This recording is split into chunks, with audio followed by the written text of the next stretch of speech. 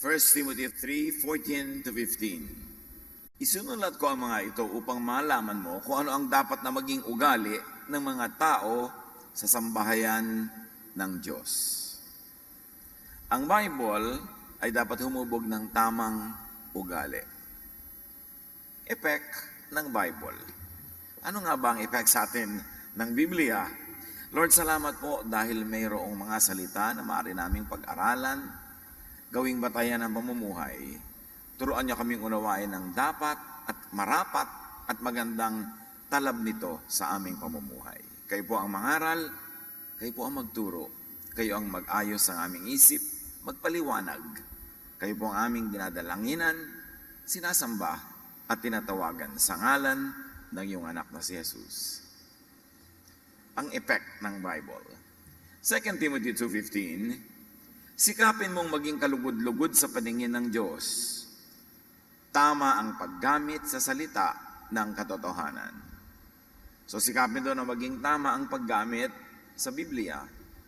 So kung may itinuturong dapat tamang paggamit, therefore merong maling paggamit. Kung merong magandang effect sa tao ang Bible, meron ding maling effect ito. Ano ba ang dapat effect ng Bible? It should be spiritual growth into Jesusness. Yung binabasa mo yung Biblia, pinag-aaralan, ina-apply, mas nagiging kawangis, kamukha, katulad tayo ni Jesus. Hindi ng iba. Which really means that ang effect dapat ng Bible sa atin is kind and loving behavior. Jesus style na application of biblical teachings in daily life. Marami kasing styles ng application, maraming styles of interpretation, but the important thing is that the interpretation and the style be patterned after that of the Lord Jesus.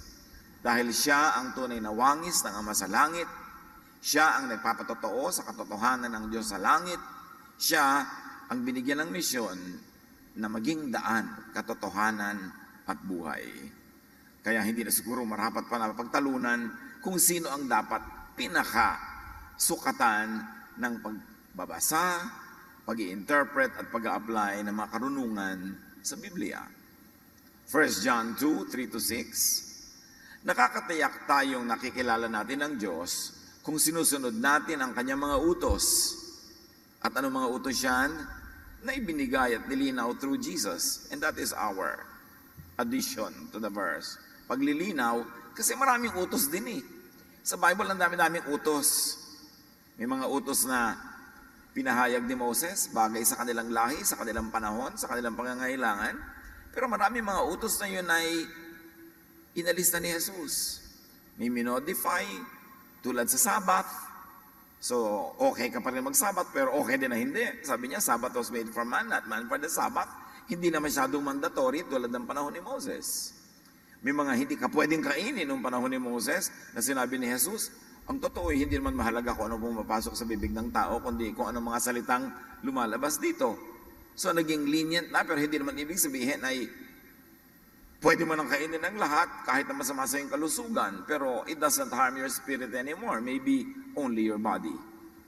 Sa pagpapatuloy ng verse, sino mang nagsasabing nananatili siya sa Diyos, ay dapat mamuhay tulad ng pamumuhay ni Jesucristo. Ubod ng linaw. Sino man ang nagsasabing siya sumusunod sa Diyos, dapat ang sinusundan niya yung halimbawa, katuruan, at paglilinaw ng kahulugan ng katuruan ni Kristo. Si Jesus ang standard, sukatan, timbangan. At ang Bible ay dapat nagpapahesus ng ugali natin. Nagpapabait, hindi nagpapasungit.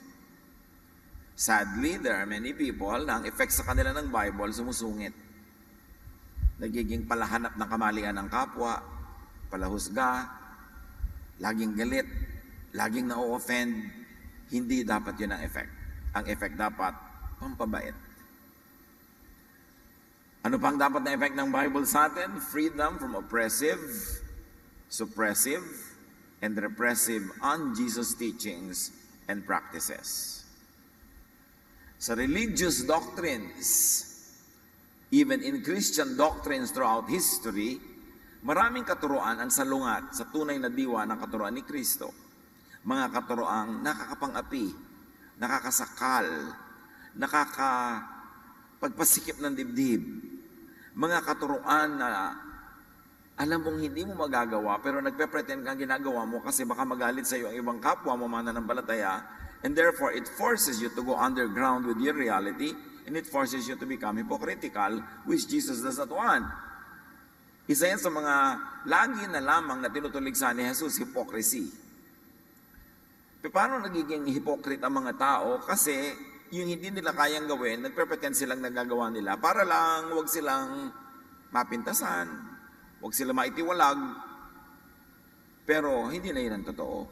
At pag sinabi ni Jesus na dapat hindi pa ka-hypocrite, ibig sabihin din nun, dapat maging totoo ka. At kung maging totoo ka, hindi mo dapat ilihim ang katotohanan. Kasi, pag sinabi sa iyo hindi ka dapat maging hypocrite, dapat walang punishment yung pagiging truthful. Yung pagiging totoo sa sarili, yung pagiging makatotohanan, pagtatanggal ng mga balat kayo. Pero kung paparusahan natin ang mga nagpapakatotoo o nagsasabi ng totoo o nagpapahiwatig ng katotohanan ng buhay nila, mapipilitan silang itago yun. Therefore, they will become hypocritical. Paano sasalain ang lahat ng katuroan? Kasi sa tinagal-tagal na isinulat ang Biblia ang libu-libong taon, tapos 2,000 taon na ng Christianity na nakasara na yung Bible, pero ang daming inimbento, idinagdag na mga turo ang simbahan, lahat ng iba't ibang mga Christian denominations, dahil sa response nila sa mga panangailangan ng kanilang panahon, ng history, ng buhay nila, meron silang mga ginawang policies. Paano yan sasalain? Use the Jesus filter. At yan, kung i-drawing natin, tulad ng drawing na ito ni Ed Davad, mga doktrina, mga teachings, mga kung ano-ano kaugalian, parang ihuhulog mo sa salaan, yung bistayan ng buhangin sa construction, di ba? Yung mga pino lang ang lalampas. So dapat yung lumalampas lang sa butas na korting puso, meaning yun ang puso ni Jesus. Yung mga teachings, lahat before Jesus and after Jesus, salain kay Jesus, at yung dadaan lang, yung ang effect ay loving, kind, forgiving, accepting, yun na lang dapat ang maging pamantayan sa buhay. Kasi kung hindi natin gagawing salaan si Jesus, sayang naman ang pagpunta niya rito para lang siyang dumaan na hangin tas wala rin lang palang effect. Dapat siya na ngayon ang standard. Lagi nating sinasabi, meron tayong dapat na gawing desisyon. What would Jesus do if Jesus was going to make this decision? Meron tayong dapat na i-deal na problema. Paano i-deal yan ni Jesus? Meron tayong dapat kausapin. Paano yan kakausapin ni Jesus?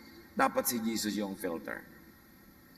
Because all so-called Christian learning and activities should end in Jesus-ness. We become more and more like Jesus. Hindi pa nga ganun kadaliing gamitin ngayon yung word na Christian kasi ang dami ng kahulugan. At saka ang daming denominasyon na Christian din ang tawag. At ang dami mga turuan, mga doktrinang nagbabangga-banggaan even within the Christian community. Kaya hindi na masyadong descriptive at hindi na masyadong precise yung word na Christian. But when you say Jesus and Jesusness, you know that the standard is only one because Jesus gave only one law, and that is the law of love. So pag ipinagpipilitan sa iyo ng mga mahilig sa Sabat na hindi ka pwedeng lumabas ng bahay pag Sabat, hindi ka pwedeng maghugas ng plato, magtrabaho kasi Sabat, sasalain mo kay Jesus. Anong lalabas? Man was not made for the Sabbath, but Sabbath was made for man. And Jesus is the Lord of the Sabbath. Ibig sabihin ko ano yung loving, ano yung comforting, restful, useful, fruitful, yun ang gawin mo sa Sabbath, kung ano man yun, sa sarili mong personal na buhay. Kasi pag pipilitan mo pa rin yung Sabbath na yan, legally, authoritatively, dogmatically, para namang hindi dumating si Jesus na sinabi na niyang, ang Sabat ay para sa inyo, sa ikabubuti nyo. So kung ikabubuti nyo, huwag magpahinga ngayon, meron kayong gustong gawin, di yun ang gawin nyo, yun ang mabuti para sa inyo. Pag inignore mo yun, parang hindi namatay si Jesus sa krus at hindi nabuhay na muli. Kaya mahalaga na si Jesus ang gawing salaan ng anumang katuruan. Kasi maski sa Bible, may iba-iba ring pananaw. Halimbawa, si Paul sumulat sa mga kababaihan sa Corinth, pinagbabawalan niya magsalita sa church. Kasi sa particular church na Corinth na yon, ang gugulo ng mga kababaihan. Pero hindi ibig sabihin na yung utos niya na yun sa Corinth, utos siya sa lahat ng churches. Sa Ephesus, kung yung mga babae doon ay mga matitino at hindi magugulo, hindi sila sakop ng utos na yon. Ni-universalize kasi lahat, pati kung gaano kahaba ang buhok ng babae, etc. etc. Samantalang yung mga sulat na yan ni Pablo, yung mga katuruan nila yun, may mga particular events and particular situations doon sa mga churches na sinusulatan nila na angkop yung katuruan na yon. But to universalize it and apply it to all people at all times in all places would become oppressive. Sometimes suppressive, sometimes repressive. Kaya importante na gagamitin ang Jesus filter. After all, what will be your problem with that? Si Jesus naman talaga ang Savior. Siya ang way, truth, and life. Galatians 5:1-4, malaya na tayo dahil pinalaya tayo ni Kristo. Saan? Sa isang katermang law ni Moses. Kaya magpakatatag kayo at huwag nang paalipin pang muli. Kayong nagsisikap na maging matuwid sa pamamagitan ng pagtupad ng kautusan, inihihiwalay ninyo ang inyong sarili kay Kristo at napalayo kayo sa kagandahang loob ng Diyos. So yun daw, nananalig na kay Kristo, pagkatas paghahalu-haluin niya yung teaching ni Jesus at yung mga dating kautusan ni Moses at ng kaugalian ng Israel, nagiging parang bulang lang na halo-halo. So kuminsan, maluwag, kuminsan hindi. Kuminsan yung papayagan ng ganitong uri ng activity, kuminsan hindi. Kasi nga ang dami-daming naipon na kautusan na angkop sa panahon nila, pero hindi laging angkop sa lahat ng panahon. Kaya si Jesus, pinalaya ang mga tao mula sa mga batas na yon, na wala na silang inatupag maghapon kundi sumunod sa sangkaterbang batas. Sakal na sila, hirap na hirap din sila sa buhay. At pag nagkamali sila ititiwalag, sila ihuhusgahan, babatuhin hanggang mamatay. Doon pinalaya ni Jesus sa mga tao. At sabi, pag pinagpipilitan nyo pa rin na maging katanggap-tanggap sa Diyos dahil sa pagsunod nyo sa lahat ng mga kautusan na yan, lumalayo kayo sa ribing regalo ng Diyos na pagpapatawad dahil pinipilit nyong gawin, yung gusto nyong gawin, hindi rin kayo napahinga. Parang yung lagi kong binibigyan na example na isang lalaking naglalakad sa tabi ng kalsada, may buhat-buhat na napakabigat na sako, may dumaang isang lalaki nakasakay sa pick-up, naawa siya sa naglalakad na ito na may buhat, pinasakay niya sa likod. So sumakay naman ng lalaking may buhat na mabigat na sako, pero nung lingunin sa rearview mirror noong driver, yung pasahero niya sa likod, nakaupo nga doon sa pick-up, pero buhat pa rin niya yung sako. Ba't pa siya sumakay? At yun, exactly, yung pagpapalaya ni Jesus. Pinasakay ka na para huwag mo nang buhatin, so huwag mo nang buhatin. Sabi, pinalaya na kayo bakit malaging yang ang pinagpipilitan nyo? Yan ang panukat nyo sa kapwa, sa inyong sarili, lagi kayo nagigil tuloy, lagi kayong kulang, at lagi din kulang ang kapwa. Kaya lagi kayo nagpaparusahan, nagbabatuhan, kasi inilalagay nyo ang sarili nyo sa pagsunod sa mga kautusan na pinalaya na kayo ni Jesus. At pag ipinagpilitan nyo yan sa buhay nyo, si Jesus sa inyo tinatakwil. Hinihiwalay nyo ang inyong sarili sa kabaitan ng Ama na ipinapahayag sa pamamagitan ni Jesus na tumatanggap, nagpapatawad at isang batas talaga ang ibinigay, magmahalan kayo. Ano pang dapat na effect ng Bible? Dahil kay Jesus, emotional rest, peace, and serenity. Pagka alam mo na tinatanggap ka ng Diyos, minamahal ka niya sa kabila ng lahat, doon ka palang mapapahinga. Pero pag ang nakatanim sa utak mo ay yung law ni Moses, hindi ka mapapahinga. Kasi every minute, every hour, every day, nabe-break mo yon. So, pagka ikaw ay talagang tinatabla ng pag-ibig ng Diyos through Jesus, hindi ka lalong guilty, hindi ka laging fearful, hindi ka laging anxious, hindi laging mayroong strife, at hindi ka laging performance level. Ganon kasi ang marami sa religion performance level. Panay yung pagkukunwari, okay na okay kahit hindi. Mayroon pa nga namatayan, ayaw magpahalata ng lungkot. Kasi yung mga ibang kapatiran, pagka umiiyak ka, di ba Christian ka, ba't ka umiiyak? Ganon. So Christian ako, namatay ang nanay ko, asawa ko, hindi ako malulungkot. So yung iba in denial, yung iba nga tawa pa ng tawa. Pero alam mo, hindi totoo yun, hindi makatotohanan. Kasi meron tayong mga hindi makatotohanan na expectations. Christian ka na, natatakot ka pa sa gagamba. Christian ka na, natatakot ka pa sa, meron ka pang triskaidekaphobia, fear of the number 13. Meron ka pang ganito, may phobia ka pa. So iba, nagpe-pretend tuloy, pero hirap na hirap. Kaya na sinasabi nating oppressive, suppressive, repressive effect. Pagka hindi natin naintindihan yung pag-ibig ng Ama sa pamamagitan ni Jesus. At yung kapahingahan na yun is possible only when accepted and loved the Jesus way. Ang kapahingahan na yon para sa atin at para sa ating mga kapatiran ay pwede lang mangyari kung nagtatanggapan tayo sa isa't isa kung paano tayo tinatanggap ni Jesus. Matthew 11:28, lumapit kayo sa akin, kayong lahat na nahihirapan at lubang nabibigatan sa inyong pasanin, at kayo'y bibigyan ko ng kapahingahan. Yan ang pangako ni Jesus. Mapapahinga ka ba kung lagi kang inuusig? No. Mapapahinga ka ba kung lagi kang kailangan mag-pretend? No. Mapapahinga ka ba kung lagi kang pinaghahanapan ng perfection? No. So pag sinabi ni Jesus na lumapit kayo sa akin kasi pagpapahingahin ko kayo, ibig sabihin, hindi ko kayo hahanapan ng mga hinahanap sa inyo ni Moses. Kasi imposible kayo mapahinga pag hinanapan kayo niyan.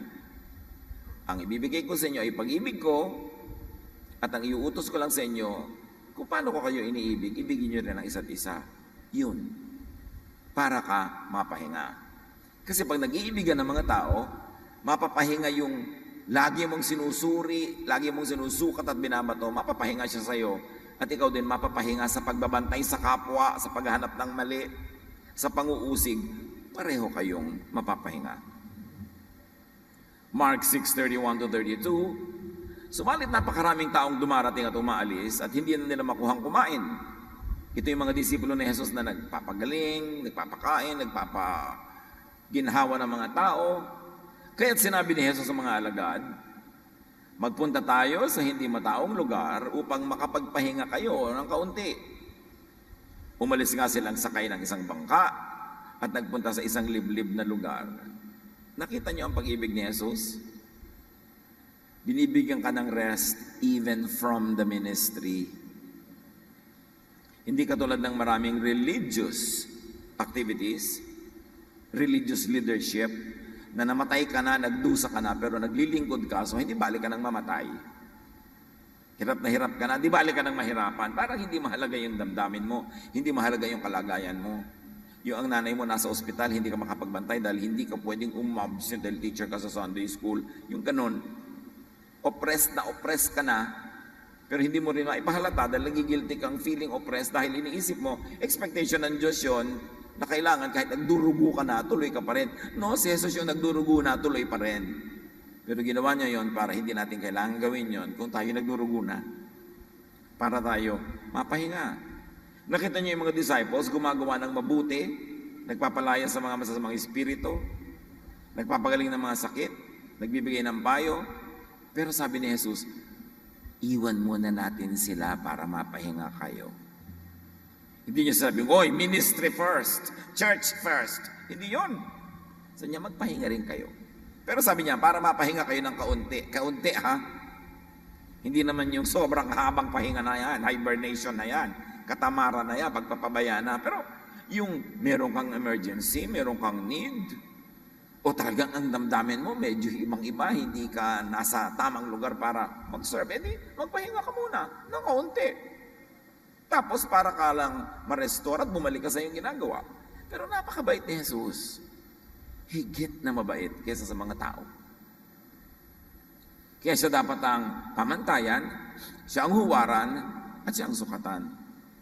John 14:27, sabi ni Jesus, kapayapaan ang iniiwan ko sa inyo. Ang aking kapayapaan ay ibinibigay ko sa inyo. Hindi ito katulad ng kapayapaang ibinibigay ng mundo. Huwag mabagabag ang inyong kalooban at huwag kayong matakot. Matakot saan? Sa Diyos. Lagi dalang matakot ka sa Diyos, matakot ka sa Diyos. Kaya ang feeling ng mga tao sa Diyos, takot, hindi love.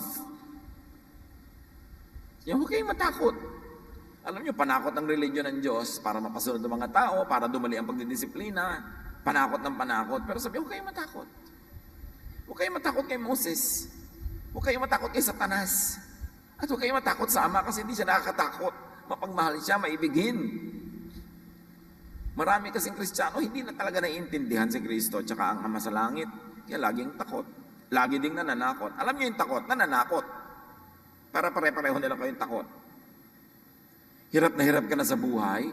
Ang dami-dami mo ng problema. Pagdating mo sa church, puro pa mga impyerno, mga end of the world, laging yun ang topic. Wala nang iba, yun na lang. Para ka matakot ng matakot. Ang sabi nga ng mga ni Jesus, sabi ng Ama sa langit, comfort my people. Yun ang utos. Love my people. Heal them. Hindi lagi mong tatakutin. And peace is only from the Jesus way of love. Ano pa isang dapat na effect ng Bible? Forgiveness, understanding, acceptance and appreciation ng mga kapwa-tao natin. Not rejection, not demonization of our fellow men and fellow women. Romans 14:1, tanggapin ninyo ang mahihina sa kanilang paniniwala at huwag makipagtalo sa kanya tungkol sa kanyang kuro-kuro. Sinusunod ba to ng mga Kristiyano? Sabi, iba ang kanyang pananaw, mahina ang kanyang pananaw sa tingin mo. Kasi sa tingin mo, yung sa'yo malakas, tanggapin mo. Huwag kayong magtalo. Kuro-kuro niya yun. Hayaan mo siya. Dahil kung yan ay gusto ituwid ng Diyos, edi itutuwid siya. Nakakausap naman siya ng Diyos. Ang business mo, mahalin siya. Hindi siya laging i-correct. Kaya tayo nagiging malupit sa isa't isa. Ang mission natin is to correct each other. Ang inuutos sa atin is to love each other. Siyempre may correction ka rin na dapat gawin, pero in a loving way. Patient. Kasi love is patient, love is kind. Pero yung nagkamali, ipupulpito mo, ipapahiya mo sa lahat, didisiplinahin mo, tatanggalin mo sa ministry niya agad, sisipain nyo. I don't think Jesus would do that. Many Christians, even during the time of Jesus, did that. Pero hindi sila si Jesus, salamat na lang. Kaya nga, ang sukatan natin si Jesus eh. Kasi pagka si Paul nga may teaching pa, give those two people to Satan, pero may pinapabigay kay Satanas yung dalawa, iniligtas nga tayo ni Jesus kay Satanas. So I don't know. Tingnan natin kung yun ba ay napakaliteral na ibig sabihin, o talagang ano ang konteksto, anong kalagayan nila, bakit ganun yung utos. Pero hindi ito yung may nagkakamali sa choir, may nagkakamali sa Sunday school, ibibigay mo na agad kay Satan. Kaya nga nagpunta yung tao sa church para mapunta kay Jesus tapos ibibigay mo kay Satan dahil nagkakamali. Again, what kind of application will you do sa ganong klase mga verses na unkind ang magiging effect sa mga tao? Ano ba dapat effect ng Bible sa'yo? Di ba dapat kang bumabait? Hindi mo kailangan maging tagapagtanggol ng Diyos. Ang Diyos ang lumikha ng langit at lupa. Hindi niya kailangan ng defender. Hindi mo kailangan na laging ipagtanggol ang mga katuroan ng Diyos. Kaya niyang gawin yun kung gusto niya. Ang ipinagagawa sa atin is to love one another, not to judge each other. Romans 14:13, huwag na tayong humatol sa isa't isa. Huwag na tayong maging dahilan ng pagkatisod o pagkakasala ng ating mga kapatid. At yung pagkatisod na yan, hindi dahil sobra ka makasalanan, natisod tuloy sila sa iyo. Kasali din yung sobra kang banal-banalan, nakakatisod ka na rin. Nakakasakal ka na sa kapwa. Nakakapagpahirap ka na ng buhay ng kapwa. People come to church to find rest, to find peace, not judgment. Not judgment of fellow sinners anyway. Napakahalaga na ma-absorb natin yon. Romans 15:1, tayong malalakas sa paniniwala ay dapat tumulong sa mahihina at huwag ang pangsariling kasiyahan or imposing our self-righteousness, if I may add, huwag ang pansariling kasiyahan lamang ang ating isipin. Yung gustong-gusto mo na yung interpretation mo ma-apply sa buhay niya, gustong-gusto mo siyang maituwid, maitama, sabi hindi yan ang mission mo sa buhay. Dapat ay magkaroon tayo ng pagtulong at hindi pleasure natin, pleasure ng ating interpretation, ng ating doktrina, ng ating atupagin, kundi anong kailangan ng taong ito? Anong kalagayan niya ngayon? Kailangan ba siyang sermonan ngayon o kailangan lamang na tapik-tapikin at bigyan ng kaunting ginawa? Romans 15:7, kung paanong kayo'y malugod na tinanggap ni Kristo, Tanggapin ninyo ang isa't isa upang mapapurihan ng Diyos. Paano ka ba tinanggap ni Jesus? Warts and all. Paano ba tayo tinanggap ni Jesus? Lahat ng ating mga kahinaan, kapintasan, karumihan, tinanggap niya. Hinugasan, dilinis, sa tayo niyakap. Kahit na sa totoong buhay, patuloy pa rin tayo nagkakamali. Patuloy pa rin niya tayong niyayakap, pinapatawad, minamahal. Sabing ganun, yun ang gawin nyo sa isa't isa. At dun lang kayo mapapahinga. Galatians 6:1-2, kung may isa sa inyo na mahulog sa pagkakasala, kayo'y pinapatubayan ng Espiritu, and if I may add, Espiritu ni Jesus, hindi ng Pharisee. Kayo'y pinapatubayan ng Espiritu ang magtuwid sa Kanya. Subalit gawin niyo iyon ng mahinahon. So mahinahon, banayad, maibigin, magalang, maging ang pagtutuwid. Hindi naman sinasabing huwag na tayo magtuwid sa isa't isa eh. Pero dapat mahinahon, magalang, maibigin, at hindi impatient. Because love is patient. If it takes weeks, months, years, para isang tao ay maayos, let it take that way and that long. Kasi tayo man, taon na rin tayong inaayos ng Diyos, hindi pa rin naman tapos. Kung paano daw tayo tinatrato ni Jesus, kung paano tayo gumugustong itrato niya tayo, ganun din natin itrato ang iba. And remember what we should remember about people. Psalm 103:14. For He knows how we are formed. He remembers that we are dust. Alam ng Diyos na lumikha sa atin kung paano tayo nilikha kasi siyang lumikha. Alam niyang may espiritu siya, perfect, pero may kasama alikabok, lupa, hindi perfect. So alam niya. At yun ang naalala niya. He remembers that we are dust. Kaya tayo napapatawad. Kaya tayo namamahal. Para kung magulang ka, alam mo yung anak mo halimbawa, ang hinahinang matuto, ang tagal-tagal na mag-follow ng instruction, you remember na nung bata pa siya, naihulog mo pala siya mula sa 3rd floor. No? So nabago kang ulo niya, so you remember that he is dust. Meron siyang naging kapansanan, so inaalala mo na lang. Kung 1 + 1, hindi niya masabing 2, you remember that he is dust. And God remembers that we are dust. Salamat na lang. At yun din ang dapat nating alalahanin tungkol sa ating kapwa. Hindi, hoy, nagkamali ka. O nga pala, I remember, pareho lang tayong dust. So ayusin natin yan, magmahalan tayo, tuloy ang buhay. Dun lang may pahinga. Colossians 3:13-14, magpasensya kayo sa isa't isa, gaya ng pagpapatawad sa inyo ng Panginoon. At higit sa lahat, taglayin ninyo ang pagmamahalan na siyang nagbubuklod sa lahat sa ganap na pagkakaisa. Ang nagpapaisa ay pagmamahalan, hindi doctrine. Yung doctrine, nag-aaway-aaway yung mga tao sa doctrine eh. May mga tao laging doctrine. Anong bunga nun? Away, makikipagtalo. Binasa na natin, huwag na kayo makipagtalo sa iba yung pananalig, may ibang interpretation, huwag kayo mag-away-away. Magpatawaran kayo, kahit na sa palagay mo mali siya, tama ka, magpatawad ka pa rin. Pero lalo na kung naisip mong baka ikaw yung mali at siya yung tama, di lalo ka naman dapat magpatawad sa kanya at sa iyong sarili. Sabihin ko nun, magkaisa kayo. At ang pagkakaisa ay nasa pagpapatawaran, hindi nasa pagtutuwid lagi, sa pagtuturo, sa pag-aaway-away sa mga doktrina. Kasi kahit sa Kristyanismo, ang daming doktrina on the same thing. Pagbabautismo lang nga, hindi maalaman kung anong gagawing form. Kung kailan babalik si Jesus, pre-trib, post-trib, mid-trib, hindi nagkakasundo ang mga Kristiyano. Sabi, alam niya yung mga magdi-divide lang kayo. Eto, tanong ko, minahal mo na ba yung kapwa mo? Nagmamahalan ba kayo? Yun ang pinakamahalagang tanong. Don't play God. Don't play judge. Don't play corrector of the universe. And you don't need to defend God or His truth. Kaya niyang gawin yun. Ano pang dapat na effect ng Bible? Appreciation and enjoyment of earthly life. Huwag ma-obsess sa end times. Huwag ma-obsess sa impyerno, sa pagwawakas ng daigdig, mala Hollywood na style ng end of the world. Kasi sabi nga ni Jesus, ako nga hindi ko alam ba't ba inaalam niyo pa yan? Maging handa na lang kayo anytime. Ba't niyo laging pinoproblema? Kung hindi ka pa kinukuha ng Diyos sa mundo, dapat nandito ka pa.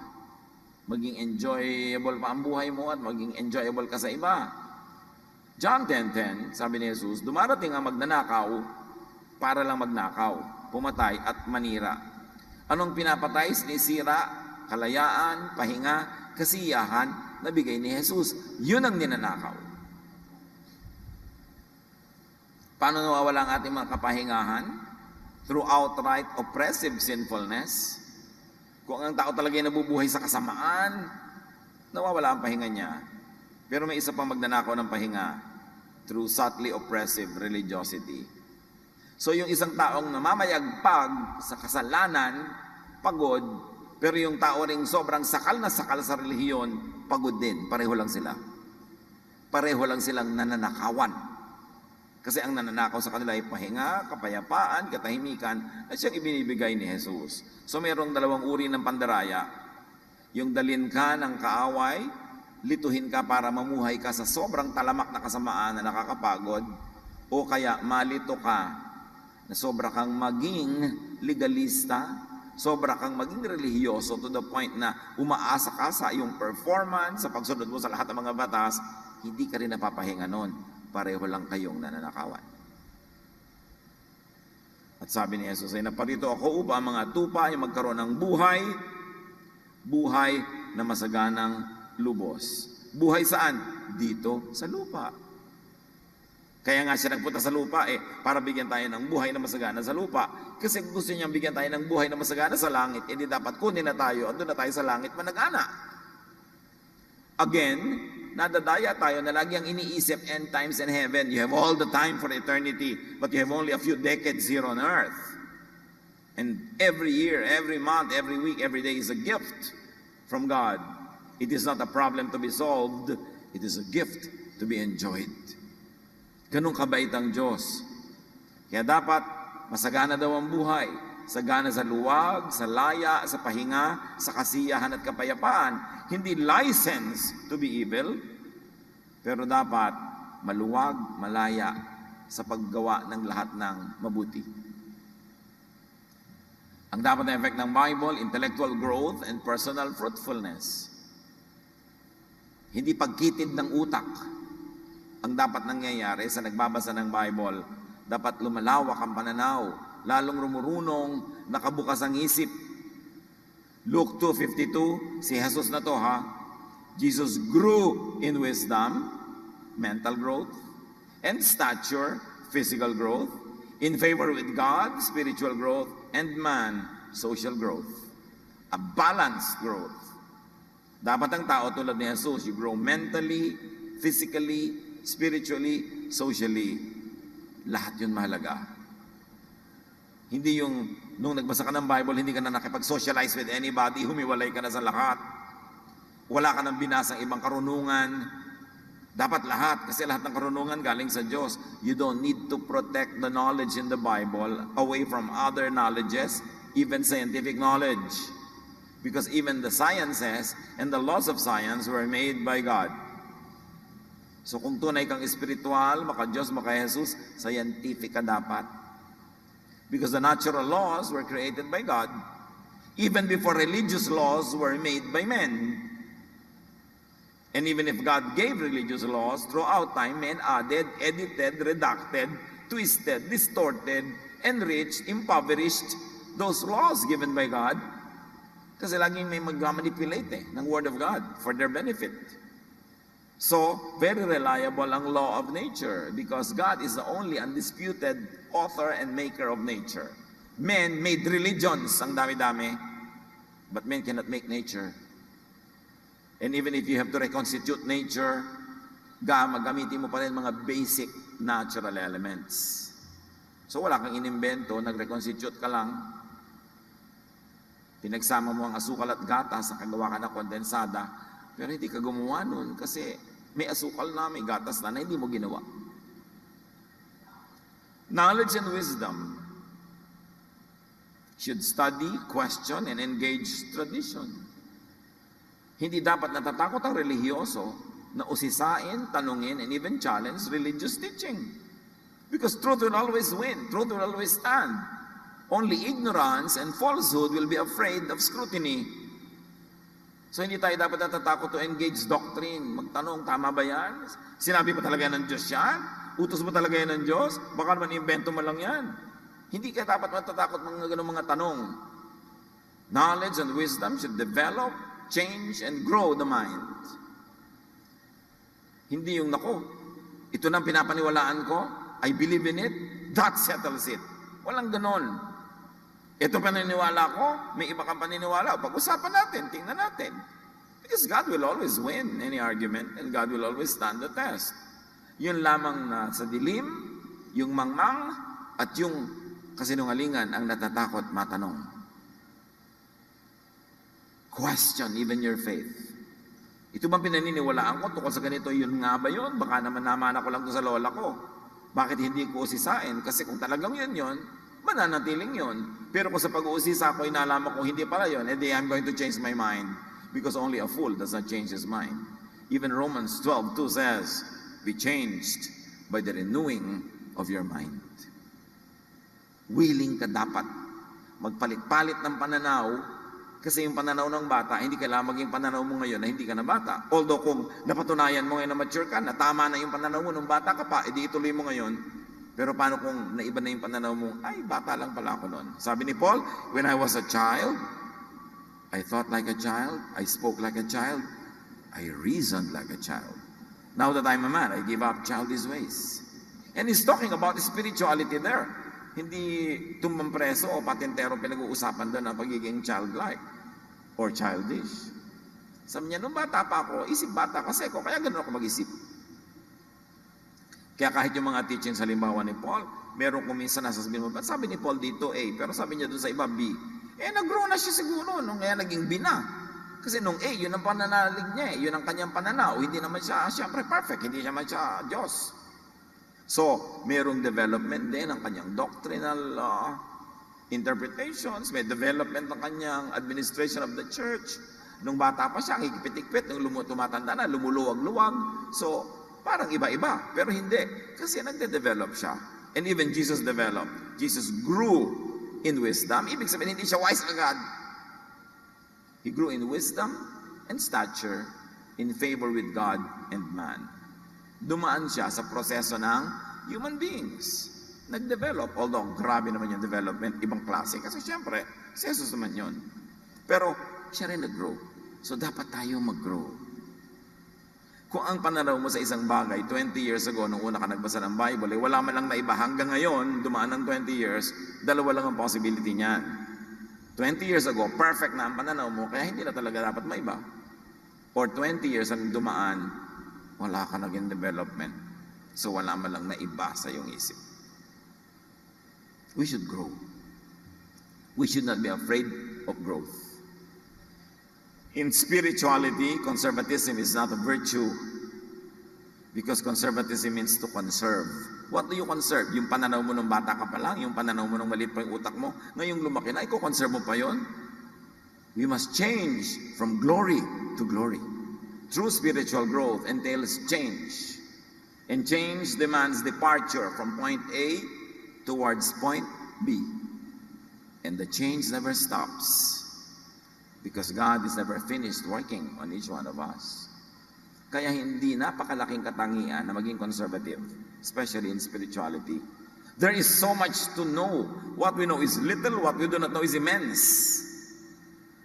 Sabi niya, no eyes have seen, no mind has conceived, no ear has heard what God has prepared for those who love Him. In other words, hindi mo na-imagine yun noon. Hindi mo rin ma-imagine ngayon. So dapat palaki ng palaki ang imagination mo. Palawak ng palawak ang iyong faith. Huwag yung, ayoko na magulo, ayoko nang malito. Walang ganun. Kasi ang lahat ng pagbabago ng isip, dumadaan muna sa pagkalito. Para ka makarating, halimbawa,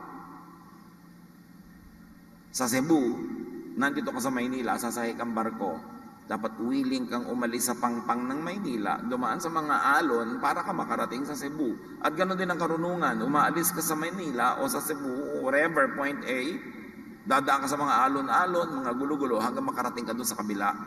Ganoon din ang pag-aaral. Dumarating ka minsan sa panahon na naguguluhan ka, naglilito ka, Pero ituloy-tuloy mo yon para dumating ka doon sa conclusion. Pero yung ayaw mo nang makalog ka, ayaw mo nang malito, hindi ka na aalis kahit kailan kung saan ka nagsimula, you will never grow. Ano bang dapat effect ng Bible? Celebration of life and beauty. Kasama yan sa true spirituality. Hindi puro austerity, hindi puro simplicity, because God is God of beauty. And God is abundantly beautiful. Ecclesiastes 3:11, He has made everything beautiful in its time. So I saw that there is nothing better for a person than to enjoy their work, because that is their lot. Ano yung dapat mo ma-enjoy sa work mo? Yung tatlong F. Form, function, and fruit of your work. Na-enjoy mo yung trabaho mismo, na-enjoy mo yung pagkilos mo at pagkilos ng trabaho mo, at ang bunga nun sa iyo at bunga nun sa iba. Na may ginagawa tayo, dapat hindi yung pwede na yan. Dapat, pwede pang gandahan. Hindi pa pwede yan. Yung pwede na yan, hindi yan dapat attitude ng mga godly people. Nung kinreate nga ang mundo, kinumpleto bago nagpahinga ang Diyos, hindi pwede na yan, tama na. Yung ganyan lang talaga yan. No, dapat hindi ganyan yan. Dapat mas mabuti pa. Pagbabago ng isip. Exodus 35:31-35. The Lord has made him a skilled craftsman who can create objects of art with gold, silver, bronze, stone, and wood. The Lord is urging him and Oholiab to teach others, and He has given them all kinds of artistic skills. Yung arts, yung refinement, yung beauty, lahat yan bigay ng Diyos. Kaya ang Diyos hindi lang nag-create ng sound, nakaka-create pa ng music. Hindi lang basta random ang mga color, may kasaysayan ng kulay, may saysay. May proportion, may symmetry, may function. Ang lahat ng bagay sa paligid. Dapat maganda.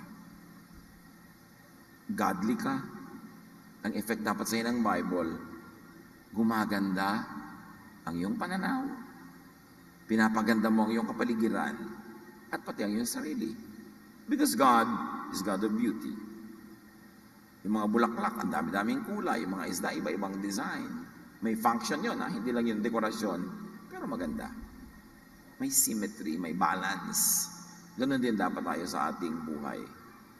1 Chronicles 15:16, David then told the leaders to choose some Levites to sing and play music on small harps, other stringed instruments, and cymbals.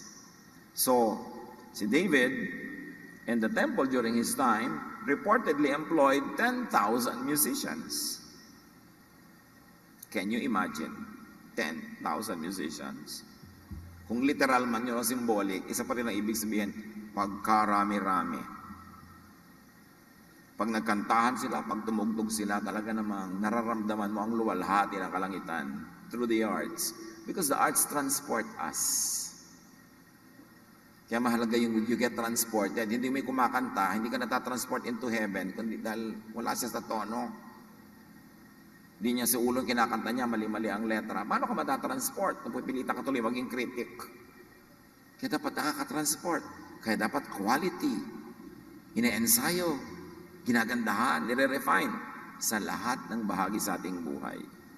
Kakain kang, ulam mo tuyo, tapos nakatumba-tumba dong, nakatumbalelong yung mga tuyo doon sa iyong lalagyan. Hindi mo lang gandahan, tabihan mo ng kamatis para kaganaan. Pagandahin ang buhay. Pagandahin ang conversation.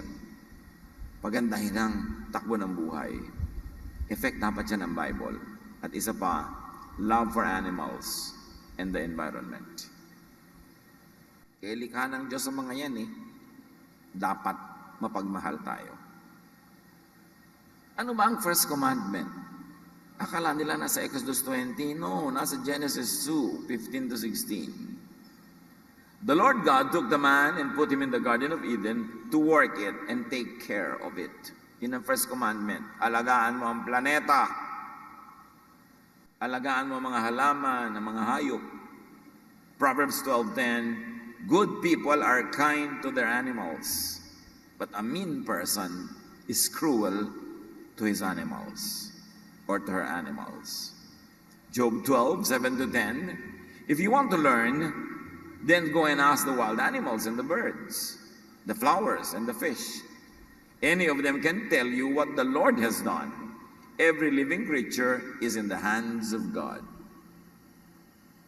Tapos yung bahay ng mga isda, tatamakan mo ng basura, ng mga plastic.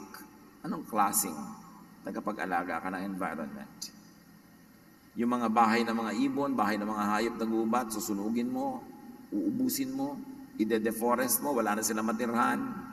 Anong klaseng tagapag-alaga ka ng garden? Basura mo, ikakalat mo sa ilog, sa kanal, para bumara, para bumaha. Anong klaseng pagiging anak yan ng Diyos? Dapat inaalagaan ng nature. It is high religion. Psalm 8, 6-8. You let us rule over everything your hands have made, and you put it all under our power. The sheep and the cattle and every wild animal, the birds in the sky, the fish in the sea, and all oceans and creatures. Ipinabahala sa atin, hindi para natin apihin, sirain, kundi para natin arugain. Ang spiritual na tao, dapat environmentalist. Spiritual ka pala, dapat hindi lang langit ang mahal mo rin ang lupa, ang dagat, ang ilog, ang puno, ang lahat. And of course, marami pa dapat effect ang Bible, but for now, love for country. Maka-Diyos ka, dapat mahal mo ang iyong bansa. Simple lang ang tawag dyan, stewardship. Ano bang bansa ang binigay sa'yo? Di dapat yun ang alagaan mo, mahalin mo. Bakit? Because the people of God are commanded to love and provide for family, for friends, for countrymen. How can you provide kung ang bansa mo naghihirap, nagdarahop, di mo kinakalinga? Tayo tinuruan to take care of the environment, and the immediate environment is our country. Pagmamahal sa bayan, stewardship are all necessary to carry out those mandates. Yan ang dapat effect ng Bible. Meron pa nga ako nakita isang church sa probinsya, tabi ng ilog. Sabi ko, ang ganda naman ng church na tabi ng ilog. Pagtingin ko sa likod ng church na ilog, nakatambak doon lahat ng basura nila. Ha? Church pa to ha? Sila talaga yung nagtatambak kasi may bakura naman sila, so obviously sila yung nagtambak. Nasa na yung utos na mahalin natin yung environment? Anong effect dapat ng Bible sa atin? Yung tinatawag na katotohanan, kabutihan, kabaitan, kagandahan, kapahingahan, kapayapaan. At lahat ng ito posible lang when the whole Bible, when every part of the Bible is read, understood, interpreted, and applied through Jesus. Yan ang effect ng Bible dapat, Jesusness. Sa pagtingin sa langit, sa lupa, sa tao, sa hayop, sa halaman, how would Jesus take care of the planet, of the whole universe, everything that God had made? Patalabin natin ang Biblia sa ating buhay. Hindi lang alam natin bilang isang construct, bilang isang philosophy, isang doktrina. It's a lifestyle. Sa buhay natin dapat nakikita kung anong binabasa natin at makikita rin kung paano tayo nagbabasa sa ating pag-apply nun sa ating buhay.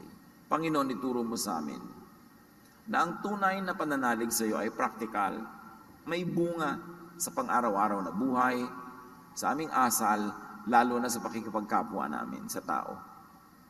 Ituro niyo sa amin, Panginoon, ang maganda, mabuti, kaibig-ibig na bunga dapat ng Biblia sa aming buhay. Hindi yung kami nagiging Pharisee, nagiging judgmental and self-righteous, kundi nagiging maibigin kami sa kapwa, maging sa kalikasan sa aming paligid. Pagbulay-bulayan natin mga kapatid at pag-isipan, hingan ng karunungan mula sa Diyos kung paano i-apply ang lahat ng ito sa ating kanya-kanyang mga personal na buhay. Lord, as your people remain silent before you, please finish this message in a very personal way for each one of us. Be still. Let the Lord finish this message.